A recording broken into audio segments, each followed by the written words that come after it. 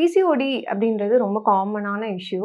வணக்கம் டாக்டர் அபி, மகேஷ் ஹாஸ்பிட்டல். நிறைய பேர் பார்த்தீங்கன்னா, எனக்கு பிசிஓடி இருக்கு, ப்ராப்ளம் இருக்கு அப்படின்றாங்க. பிசிஓடினா என்ன அப்படின்னா, பாலிசிஸ்டிக் ஓவேரியன் டிசீஸ் இல்லைன்னா பிசிஓஎஸ், பாலிசிஸ்டிக் ஓவேரியன் சிண்ட்ரோம் அப்படின்னு சொல்லுவோம். ஏன் சிண்ட்ரோம் அப்படின்னு சொல்கிறோன்னா, இப்போ சில பேருக்கு பீரியட்ஸ் இர்ரெகுலாரிட்டி இருக்கும். ஸோ ஒரு 3 மந்த்ஸ்க்கு வராது, 1 1/2 மந்த்ஸ் மேலே ஆகுது, 6 மந்த்ஸ் மேலே ஆகுது பீரியட்ஸ் அந்த மாதிரி இருக்கும். சில பேருக்கு மேல் ஹார்மோன் இன்க்ரீஸ்னால ஹேர் க்ரோத் லைக் மீச மாதிரி வளர்றது, தாடி மாதிரி வளர்றது, ஃப்ரண்ட்ல ஹேர் லாஸ் இருக்கிறது அந்த மாதிரி இருக்கலாம். ஸ்கேன்ஸில் உங்களுக்கு பாலிசிஸ்டிக் ஓவரி அப்படின்னு சொல்லுவோம். லைக் குட்டி குட்டி ஃபாலிகல்ஸ் நிறைய தெரியும். ரிங் ஆஃப் பெர்ல் அப்பியரன்ஸ் அப்படின்னு சொல்லுவோம். ஸோ இந்த மாதிரி இருக்கிறப்ப பிசிஓடி இருக்குது அப்படின்னு சொல்கிறோம். ஸோ பிசிஓடி அப்படின்றது ஒரு பெரிய டிசீஸு, பெரிய ப்ராப்ளம் அப்படி கிடையாது. ப்ராப்பராக இது ட்ரீட் பண்ணுறதுனால ஏர்லியாகவே நீங்கள் பார்த்துக்கிட்டீங்க அப்படின்னா நல்ல லைஃப் ஸ்டைல், டயட்ரி ஹேபிட்ஸ்லேயே இதை வந்து சரி பண்ணிக்க முடியும்.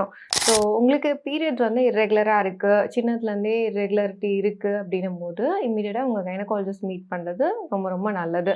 இதுக்கு என்ன டயட் ஃபாலோ பண்ணணும், லைஃப் ஸ்டைல் ஃபாலோ பண்ணணும், என்ன கைண்ட் ஆஃப் மெடிகேஷன்ஸ் இருக்குது அப்படின்றது ஃபர்தர் வீடியோஸில் பார்க்கலாம். நன்றி, வணக்கம்.